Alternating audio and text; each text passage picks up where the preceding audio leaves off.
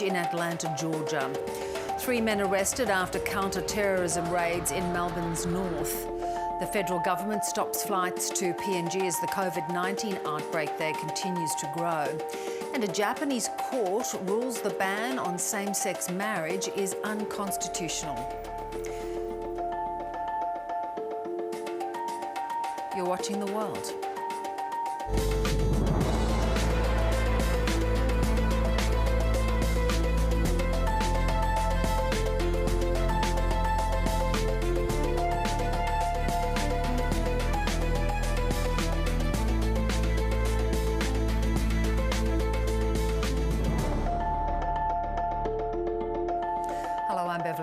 Also tonight, why drug maker Moderna begins COVID vaccination trials on young children. Well, 8 people, many of them women of Asian descent, have been killed in shootings at spas in the US state of Georgia. Police believe the same man carried out shootings at 3 different massage parlours. And South Korea has confirmed that 4 of the victims are of Korean descent. Here's Jordan Butler. I think we got every officer in the county down here on duty at the moment. This suburb north of Atlanta has been rocked by a deadly mass shooting. We had a shooting here, happened right here at the Young's Asian Massage. But what they didn't know was the gunman was on the move, and less than an hour later, police were called to another spa closer to the city. As we responded to the call, we were able to come upon the scene where individual was shot inside the location. While at that location, we received another call across the street at shots fired. 3 spas were targeted in this fatal attack. The majority of the victims were Asian women. South Korea's foreign ministry has confirmed among those killed were 4 people of Korean descent. Police believe this man, 21-year-old Robert Aaron Long, is the shooter. We've had no other reports of shootings, and so I'm confident that the community in general is safe. He was arrested in a neighbouring county after a manhunt for several hours turned into a highway patrol chase. Georgia State Patrol troopers performed the pit maneuver, which caused the vehicle to spin out of control. The subject was taken into custody without incident at mile marker 93 in Crisp County and transported to the Crisp County Jail. Authorities say it's too early to know if the victims were killed because of their race, but hate crimes against Asian Americans have spiked in recent months, fueled by blaming of Asian people for the spread of COVID-19. Just days ago, the president condemned the racial attacks. They're forced to live in fear for their lives just walking down streets in America. It's wrong, it's un-American, and it must stop. While an investigation into why this happened continues, yet another mass shooting has left the country reeling. Jordan Butler, ABC News. Well, police in Victoria say they've contained any threat to the community by arresting 2 young men and a 16-year-old boy in a counter-terrorism investigation in Melbourne's north today. The AFP believes the COVID pandemic has stoked the online radicalisation of young people. Reporter Ben Knight has more. We did not get a lot of detail when we were summoned to police headquarters at 4 o'clock this afternoon to apparently hear about these counter-terror arrests. What we did find out was that there were a couple of incidents earlier this year that brought these 3 individuals to the attention of the counter-terrorism unit. One of them was a fire that they say was lit about a half an hour in bushland, half an hour out of Epping, which is one of Melbourne's outer northern suburbs. That took place in February. And then they say there was another incident in March, which was an assault that took place in metropolitan Melbourne. Now, in neither of these incidents was there an arrest or were there charges. The 2 men, the 2 older people, are still in custody, are still being questioned, and police have hinted very strongly that they are likely to face terror-related charges, significant terror-related charges. In fact, charges that they say, if they're found guilty, could face a term of life in prison. The 16-year-old, we're told, was released this afternoon. And police had some interesting things to say. As I say, at a media conference where not much was given away, they did say that the 16-year-old was going to be offered support to divert him from what they say was Islamist ideology, which they will allege inspired whatever threat we're going to find out was present. So the 16-year-old has been released. Police also made some more general comments about observations that they've made here in Victoria about what they have seen in terms of extremism, ideological extremism in relation to youth and perhaps what might have happened during the COVID lockdown. Take a listen. Particularly the younger demographic, and to some extent you could say it's been exacerbated by COVID. They spend a lot of time on the internet, and the opportunity for extremist ideology to be transferred nationally and internationally is easily facilitated within that environment. So that's about as much as we got. As I say, though, there are still those two men, the 19 and the 20-year-old, in custody, still being interviewed. Police, as I say, hinting very strongly that charges will be laid. Once those charges are laid, presumably there'll be significantly more detail on what led to this and what the alleged threat might have been. Protesters against the military coup in Myanmar have set fire to barricades in Yangon. The rioters threw petrol bombs on a city bridge, causing makeshift barricades to light up. Thousands of residents are fleeing the industrial city, which has been the scene of heavy bloodshed since the military coup began. At least 149 people have been killed so far in Myanmar as security forces crack down on demonstrators. Well, the denuclearisation of the Korean Peninsula and China's rise in the region are likely to be on the agenda in talks today between the US Secretary of State and Defence Secretary and their South Korean counterparts. Anthony Blinken and Lloyd Austin are expected to discuss the current security situation and joint strategies in dealing with North Korea as they move to reset alliances in the region. Kim Yo-jong, the sister of North Korean leader Kim Jong-un, has criticised joint US-South Korean military drills, warning the US that the smell of gunpowder would not bring peace. And we'll get the latest from Seoul with our correspondent Carrington Clark very shortly. Well, Australia will send thousands of doses from its COVID-19 vaccine supply to Papua New Guinea as fears over the outbreak there grow. The government is also stopping flights and banning workers from travelling. PNG correspondent Natalie Whiting is in Port Moresby. Much-needed supplies have just arrived in PNG from Australia. Tents and equipment to help isolate the most urgent COVID-19 patients. We don't have enough medical workers to attend to any facility that we open. Australian health teams will arrive soon. Hospitals are full and at breaking point. Key workers are off sick. 122 staff in the largest hospital have now tested positive for COVID-19, and almost half of the pregnant women tested are infected. If we do not take serious steps soon, this infection will overwhelm us. There are also fears that if the outbreak can't be contained, new variants of the virus could emerge. The escalation of issues with the virus in Papua New Guinea presents very real risks to Australia as well. The risk is particularly high in Queensland.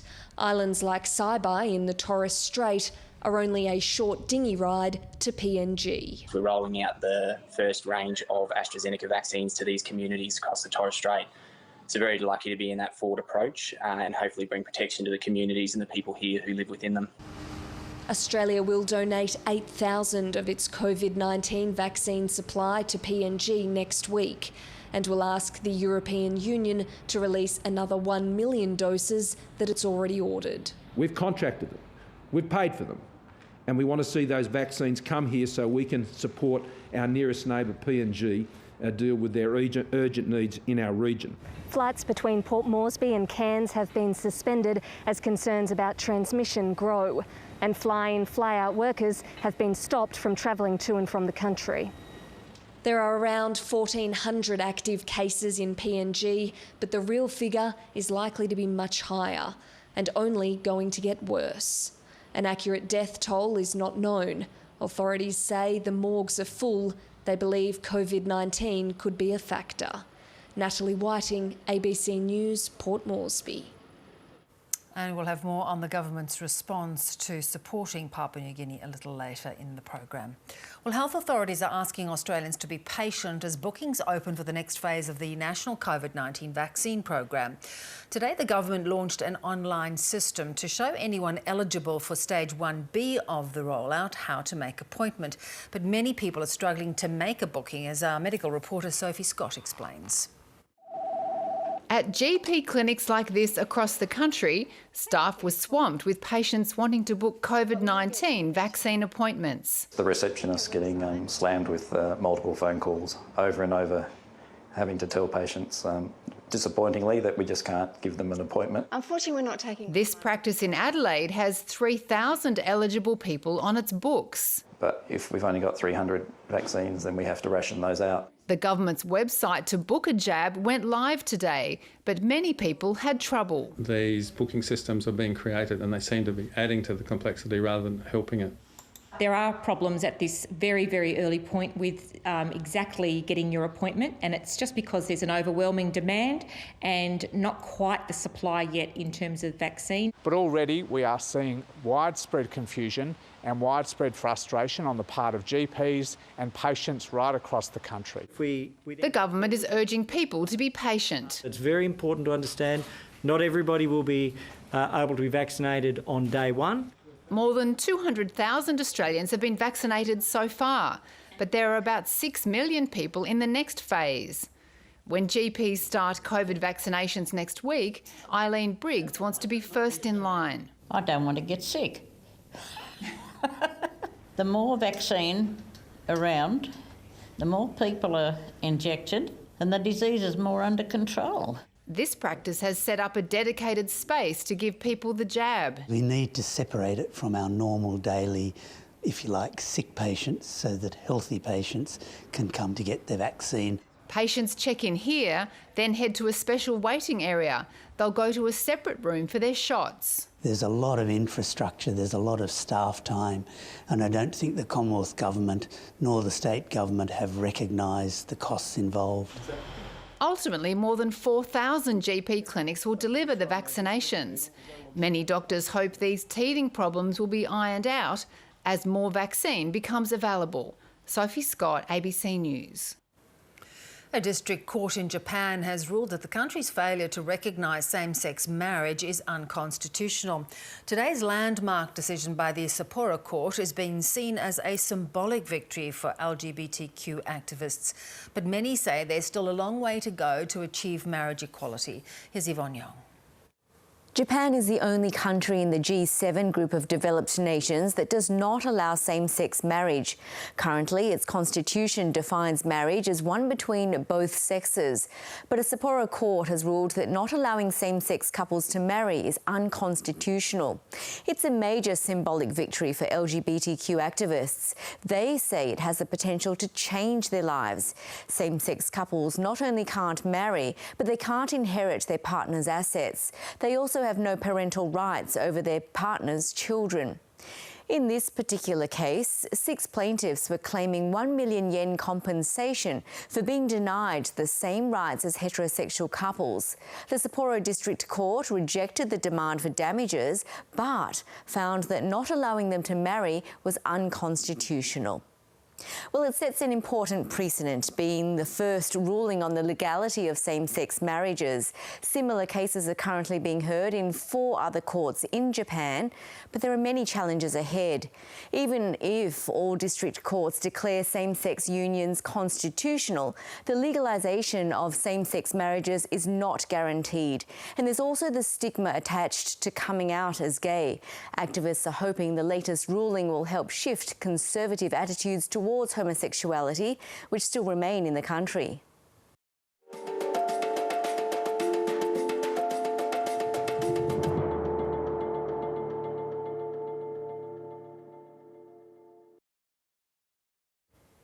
Returning to South Korea now, where US Secretary of State Antony Blinken and Pentagon Chief Lloyd Austin have arrived for talks with government officials. North Korea is high on the agenda after the sister of leader Kim Jong-un criticised the US for ongoing military drills with the South. Let's cross live to our Seoul correspondent Carrington Clark. Carrington, Secretary Blinken has made it clear a reset in the region is critical to counter China's rise. Is that theme going to continue in talks today? Well, good evening, Beverly. You would think so, although it is a very sensitive issue for South Korea, given its nature, the nature of its relationship with China, an essential trading partner, and as much as the American security alliance is critical to their security, they are sensitive to what China thinks about their position. We have had the first comments coming out of the meeting between Antony Blinken and his counterpart. At the moment, though, they are purely focused on North Korea. In saying that, we have heard from Lloyd Austin following his meeting with his counterpart, where he did name China, the rise of China and dealing with China as one of the critical issues for the alliance between South Korea and the United States. But we'll get more substantive announcement, you would think, following the meetings tomorrow, which will be that 2+2 meetings with both the Defence and Secretaries of State foreign ministers meeting at once. But today, the first comments from the Secretary of State, at least, seem to be squarely addressing the North Korean issue. Interesting. And of course, just ahead of the visit, North Korea was warning the US to tread carefully. How do you think the US is going to be approaching its relationship with North Korea after the Trump years? Well, what they've said so far is that everything is up for discussion. They've not said that they were going to throw out the entire Trump position. The criticism from this region, particularly from South Korea, is that the Trump administration was working unilaterally in making decisions around North Korea. There were those 3 high-profile summits that Donald Trump held with Kim Jong-un, and although the South Koreans were involved, they weren't necessarily involved in the planning out of those summits or the position that they were going to take. America, the Biden administration, is saying that this is about restoring American leadership and restoring the relationship with its key allies in this region. So we won't necessarily hear substantive policy changes when it comes to North Korea, but the fact that they're having these conversations with the South Koreans before they announce their policy on North Korea is probably most substantial. And the comments from from Secretary of State Blinken so far are addressing what they say are widespread abuses of the North Korean people.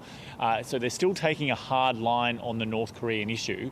The question for people who are watching this, though, is whether or not the United States is willing to go first, to move first when it comes to the North Korean relationship before they agree to denuclearization, to somehow entice them back to the discussions. At the moment, North Korea is freezing out effectively, not only the Americans, up until these comments from the sister of Kim Jong-un, they weren't even acknowledging that there'd been a change of administration in the United States, but also the South Koreans have struggled to have conversations with them in recent times. So that will be the first most important job, is to actually get that conversation open, and then we'll see what policy the US takes and how they can actually get to the point of denuclearization. Interesting. We saw, Carrington, that there were several of the victims in the Atlanta shooting that were of Korean descent. Has there been any official response from the government? Well, it has been confirmed by the government here that they are of Korean descent. They have offered consul assistance, but we're still unsure of some of the details, and obviously the investigations are continuing. But this news has obviously affected the Korean population here, and it's something that people here are interested in, but we don't have any substantial news exactly to who those people are, but the Koreans are obviously investigating. Indeed. Good to talk. Thanks so much, Carrington. A Morrison government staff member has resigned after being accused of using an explicit derogatory slur against the leader of the Tasmanian Greens. Political reporter James Glenday has more from Canberra. This came an hour or so after the leader of the Greens in Tasmania used parliamentary privilege. She spoke on the floor of the House of Parliament in Hobart, describing an incident that she said occurred in February 2019. She said the man used a vile slur against her. I won't repeat it for the benefit of our audiences. And she said that the man had been moved around by the Liberal Party to protect him, and that caused some movement here in Canberra this evening, and we understand that the man was asked to resign, and he now has done so. In relation to this specific allegation, the Prime Minister's office is of course aware of it, and would have, one can assume, had a very strong say in how this has played out this evening.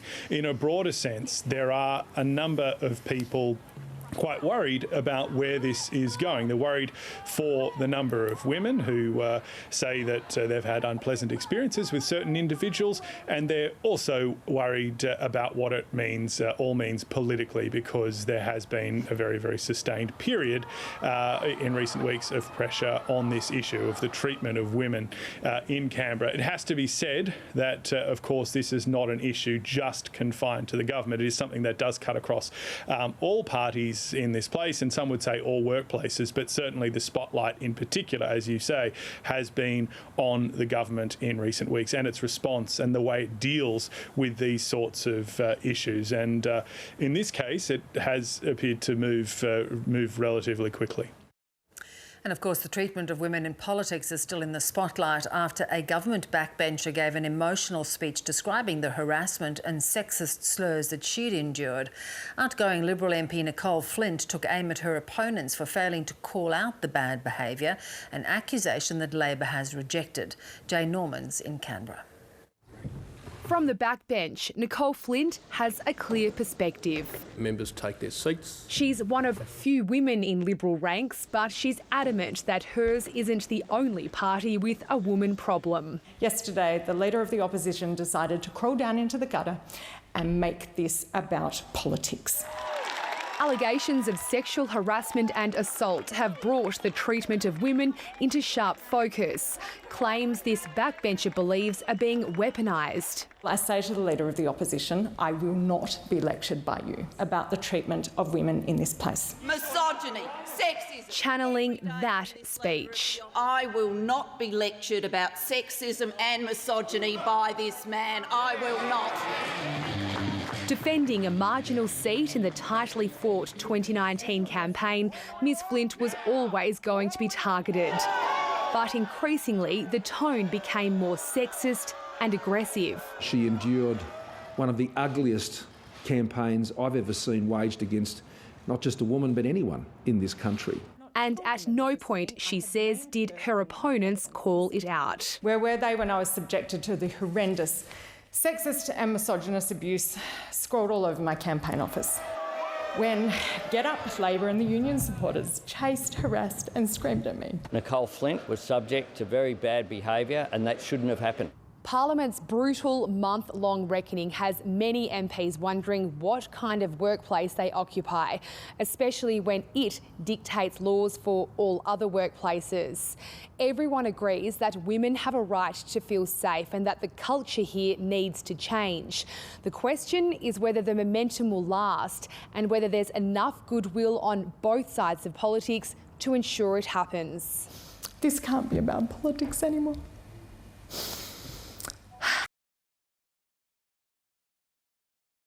She may not be around to see it. After 2 terms, Nicole Flint has called time on her political career. Jane Norman, ABC News, Canberra. Well, let's return to Papua New Guinea, where Australia will be sending thousands of doses from its COVID-19 vaccine supply in the hope of quelling the country's growing outbreak. Jonathan Pryke is the director of Lowy Institute Pacific Islands program. He says while the government's response to the crisis is substantial, it is still not enough. Well, it's a critical start. I mean, it's the announcements we've had from the Prime Minister this morning are really essential for PNG's urgent and immediate needs in with regards to fighting COVID-19 in Papua New Guinea. So it's an essential start, and it's a substantial commitment from Australia to divert stockpiles. The limited stockpiles we have to PNG, that has direct domestic consequences, particularly with how much pressure the government is under for how slow the rollout seems to have been here in Australia. So, it's a credit to the government that they've made this step, and it's also a testament to the severity of the crisis in PNG. Yeah. But is it enough? No, it's not a panacea. The PNG is going to have a lot of tough months ahead, and Australia is going to have to do our part in helping that very fragile health system hold together as their health workers are really, really put to the test. There were warning signs and warning signals. Is this not, though, a failure of the government's alertness to the vulnerability of PNG? Well, look, we're definitely going to have to unpack, could we have acted sooner? Could this have been on the radar of the Australian government sooner? I've certainly been watching the case numbers, all the anecdotal evidence you see. I mean, the data, one of the big problems is just data in PNG is just so bad. The number of the cases, the tests that have been done are just so limited. They have one of the lowest test rates per capita in the world. So, I mean, I'm conscious of all of that there must, you don't want to jump on a false flag. They have, PNG's lasted this long without the COVID-19 numbers boiling over like they have in the last month. But it's certainly in the last few weeks, it has had me more concerned. And yes, we should do a retrospective and assess, could we have acted sooner? There were some issues in PNG with regards to bandwidth and the need to focus on the passing and funeral of the Grand Chief Sir Michael Somare, the founding Prime Minister of Papua New Guinea. So there are a lot of considerations here that have slowed things down. But the key thing here is that we have a commitment, and now we need to make sure that the commitment of getting these doses up to PNG, getting these health workers vaccinated, happens at as fast a pace as possible. So there's a lot to be looked at, reflected on, but there's still a lot to do. Yeah, you talk of the passing of Sir Michael Somare. I mean, it points out just how far PNG has got to go and potentially how much it has deteriorated in the last number of years. You talked of the health system. It's precarious, and this is something that the Australian government has been well aware of. Yeah, look, through the Australian Aid Program, we have invested a lot in the PNG's health systems. But, the aid program ain't going to fix on its own the challenges of PNG. The challenges are just so enormous. This is a country of 10 million people that are dealing with some really, really, really hard health problems. HIV, tuberculosis, malaria, dengue, diabetes, other lifestyle diseases. There are just issues across the board that they are dealing with. So even with a well-functioning and well-governed health system, you would still be under strain to handle all of those. So, you could say that the health system is deteriorating. Let's not make no mistake about it. But also, it is a testament to the workers, the people holding the system together, that it has held up as well as it has through all of these other challenges that COVID-19 has just landed on top of. So I think it has shone a light on a system that has been rotting out from the inside with corruption and some degree of negligence from the PNG government. And I think whilst the vaccinations are an important start, we need to start also thinking about what's next. What can we do together with the PNG government to bolster this system, not just for COVID-19, but for what comes next? And Jonathan, are you aware of any support that China is providing to Papua New Guinea? Of course, they have been pumping money right throughout the region. Yeah, look, China has made an offer for one of their vaccines to be distributed to Papua New Guinea. I'm not sure how serious that offer is. There's been no further talk of logistics or rollout. I mean, PNG, like many other Pacific nations, do want to work with the World Health Organization, with the multilateral system, with the Western vaccines that have World Health Organization accreditation, and would then enable them to reconnect to the economies like Australia and New Zealand once they are vaccinated. But, they're not going to wait forever. And the World Health Organization looks soon to validate at least one of the Chinese vaccines.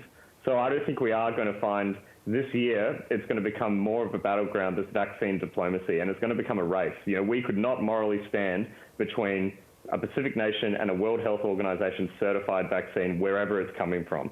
So we're going to have to just make sure we get it there first. And, these announcements this morning, the government putting pressure back onto Europe and the AstraZeneca doses that we've already paid for to, well, if you're not going to give them to us, give them to the region. I think that's all very, very smart politics, and hopefully it will lead to a positive outcome.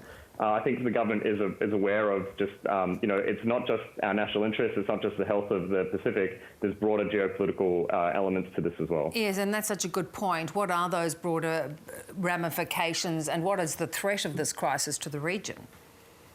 Well, I mean, the region, by and large, beyond PNG, has done exceptionally well in containing COVID-19. Most of the Pacific nations actually remain COVID-free. By hunkering down, putting the walls up, they've done an excellent job in containing the health effects of COVID-19. But the economic devastation has been profound as a result. They have paid a very heavy price, and they are desperate to reopen their economies. And it is clear that, we did talk a lot about travel bubbles last year, but But now that's clearly a travel bubble is going to be predicated on vaccines. Yeah. And so, you know, that the key to opening their economies, getting back on their feet, is the vaccination program. And, you know, yeah, hopefully it comes from us. Hopefully it comes from the multilateral system, the World Health Organization, the COVAX facility, you name it. But it could just as easily come from China if we are not really focused on this with all of our energy. Jonathan, always appreciate your analysis. Thanks so much. Thank you very much. Israeli archaeologists have announced the discovery of dozens of Dead Sea Scroll fragments bearing a biblical text. The fragments were found in a desert cave and are believed to have been hidden during a Jewish revolt against Rome nearly 1900 years ago. They're the first new scrolls found in archaeological excavations in the desert south of Jerusalem in 60 years. The Dead Sea Scrolls date from the 3rd century BC to the 1st century AD.